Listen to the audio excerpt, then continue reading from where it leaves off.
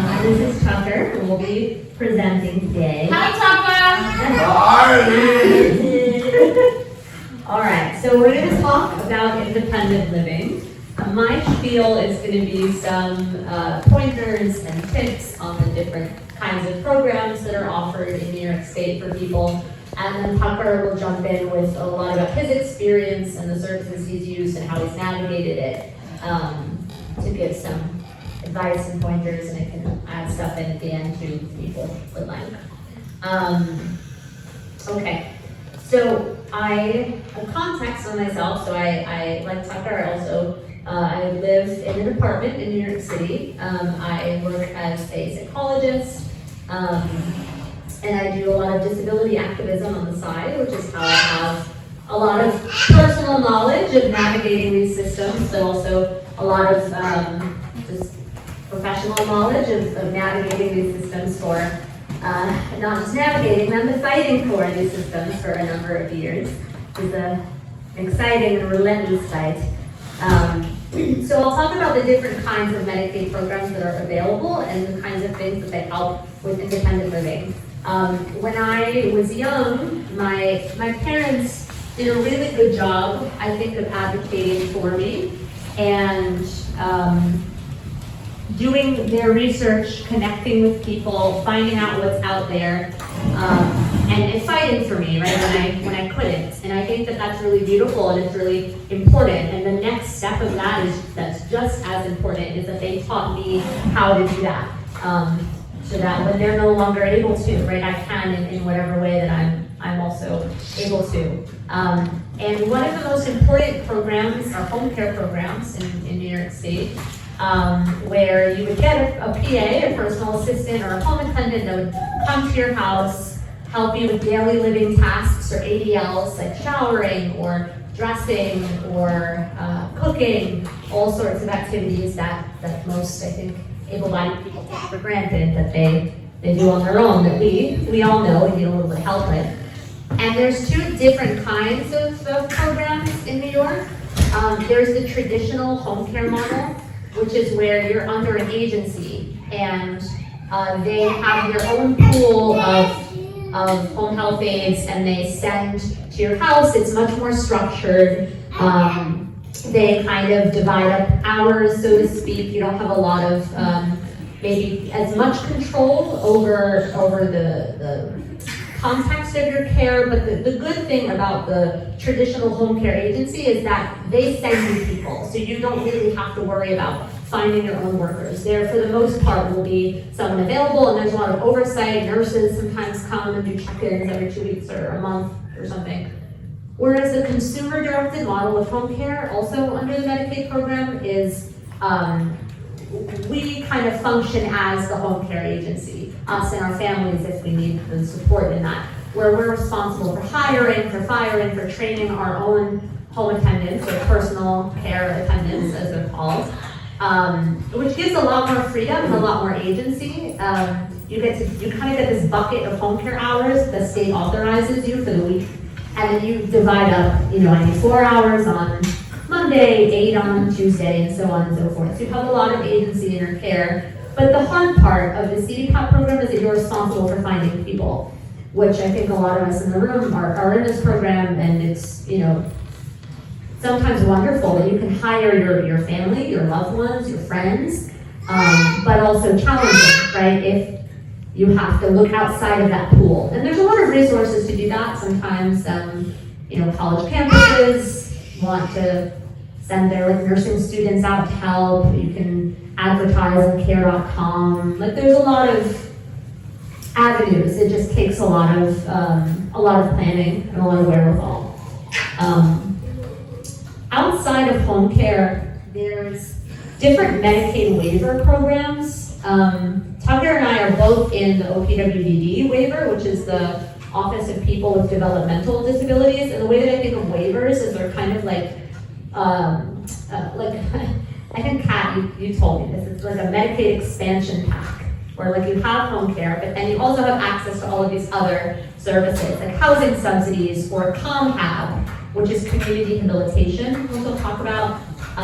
You get funding for different sorts of community integration, because that is what a lot of the waivers came out of. It came out of this movement to push people out of institutions and nursing homes and have them very well integrated in the community. And there's an acknowledgement that that's not just about home care, right? It's also about like, where can I live? What's the quality of life that I have? What activities can I be involved in?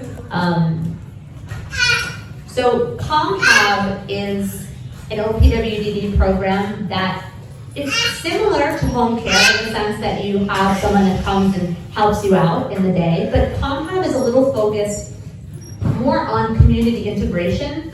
It's not the person that's going to come to your house and help you shower and get dressed. It's the person that's going to come and help you learn how to navigate the subway system in New York City, help you learn independent living skills, how to cook, take you to community classes and volunteer programs, or you know, with my ComHab person who spent a lot of time learning different recipes and cooking. So there's a lot of flexibility in that, but I think what's really great about that program is that it acknowledges that our lives are more deserving, I think, of integration in the community, not just someone helping us with the bare minimum, right? How to build a full life. The last part I'll touch on, maybe before I pass it to Tucker, is housing. That's a big issue for a lot of disabled folks, especially in New York. Everything is like up a flight of stairs.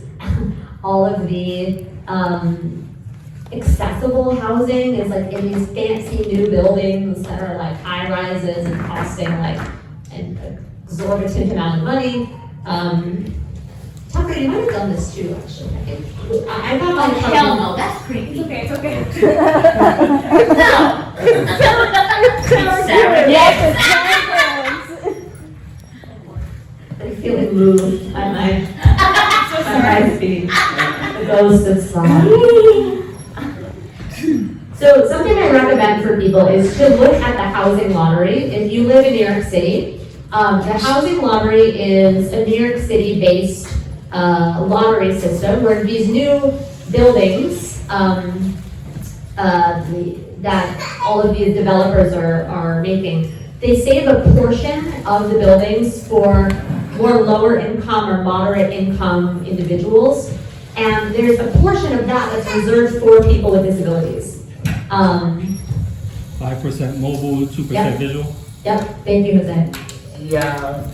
But I want to tell you they are attached to it because when I got my apartment, I got it for 16 years, and after that 16 years, I don't know if I could say because the market value will be up. So what Tucker is experiencing is that the subsidy that is paying for his rent or reducing it is being outpaced by the market. So his rent is going raising higher than his subsidy is. Yes, which is a big problem, because a lot of, if you're in a waiver like OPWDD or there's a bunch of others too, they offer a housing subsidy, which I don't think they have a realistic sense of how expensive it is to live in New York City, or they do know and they just don't really try to match it. But what happens is the position that Tucker's in is that sometimes the rent keeps increasing, right, and the housing subsidies don't increase, and then you're left with this like in-between balance. It's like my housing subsidy is based on my income level. It depends on how much income I get. So I need to do a yearly checklist that is useless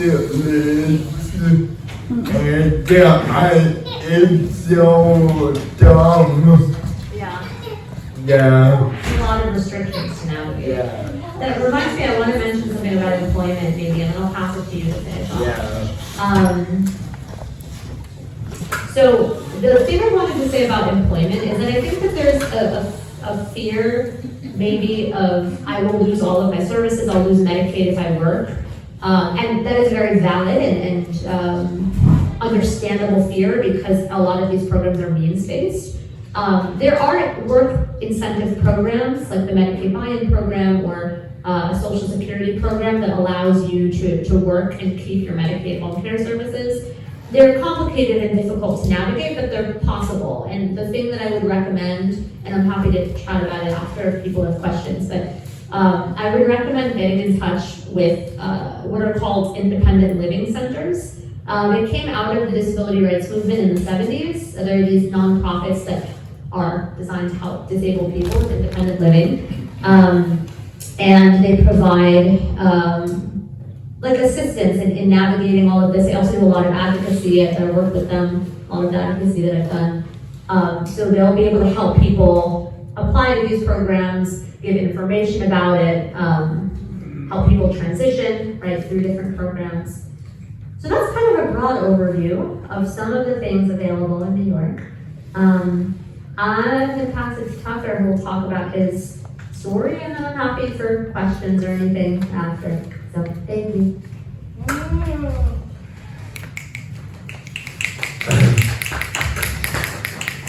So, my presentation is navigating the roads of my age and moving out on my own by me.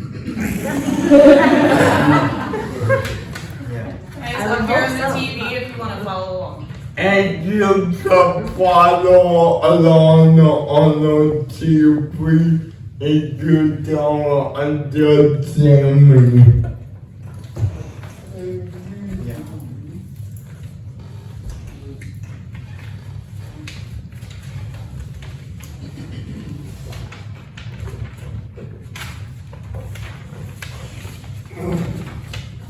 There are some takeaways that I want to highlight.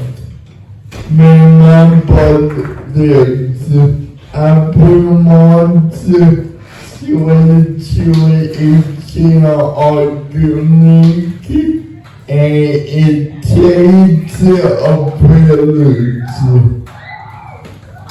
Sometimes you just need to take a leap of faith to try new things. Make sure that you know the systems that support you and always ask questions if you need help.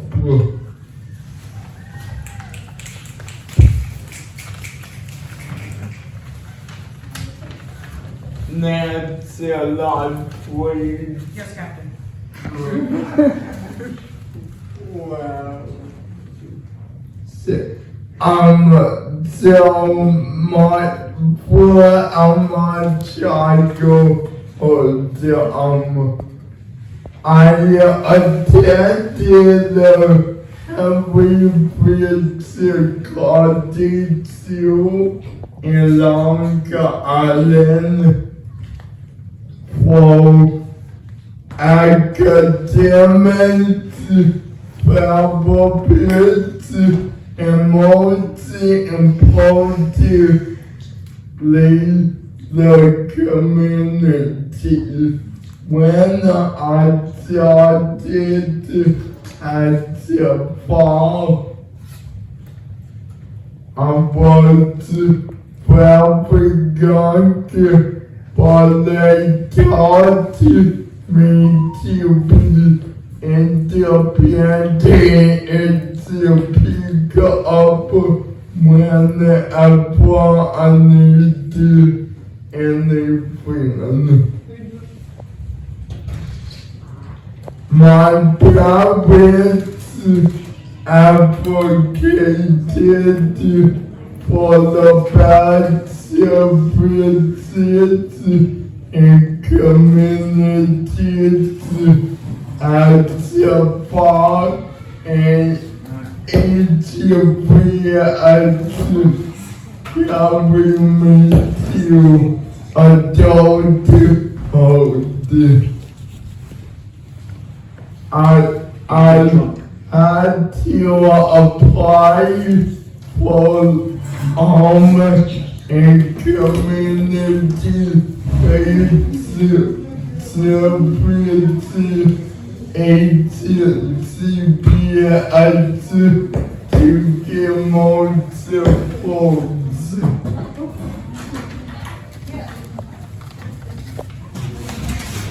If you want to see pictures of Tucker as a kid, we have them.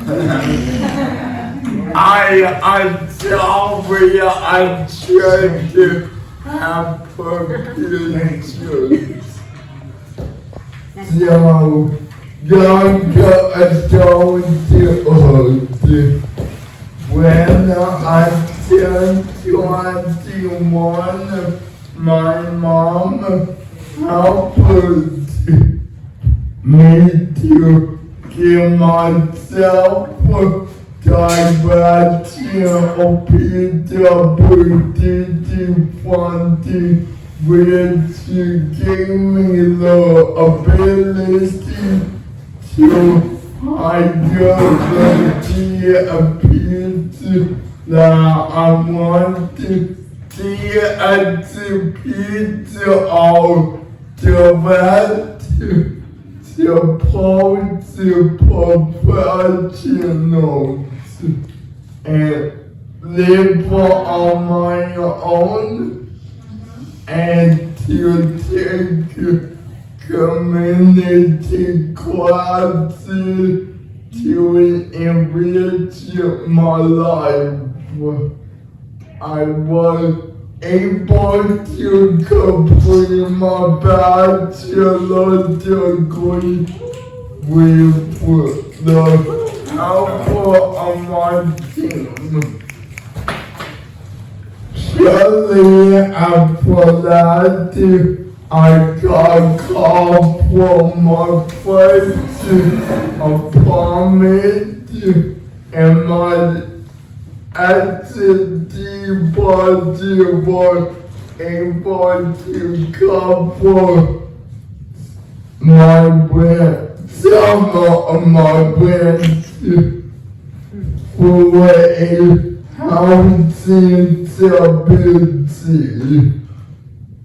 I wanted to sure that I wanted to live on my own, but I took a leap of faith, and it's been 80 years the past December. Wow, that went fast. I also Monday a pizza to me to work as leader, working for very good TV, where I am the IT social media coordinator, and we are having a hyperemployment intensive in the next couple of weeks, and you all should check it out.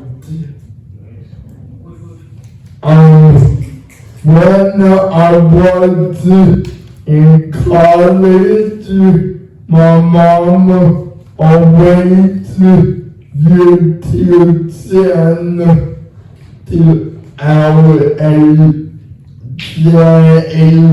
daily and show support to my team, but then I took it over using Google Calendar. Next slide, please. Yes, sir. Navigating now. My FI, my physical intermediary is the Center for Family Support, SFAH, and I have been with them for 11 years, almost 12. They put me on their advisory board where I give feedback on procedures and nobody is coming down before anyone knows. Without them, I wanted highly great appreciate and support to reach my full potential. My team is great.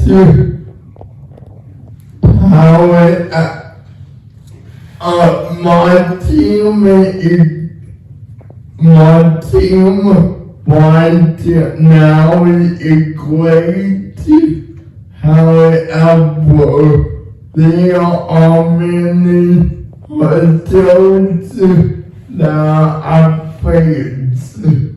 Vaccinations and meeting people could be good and trouble finding replacements.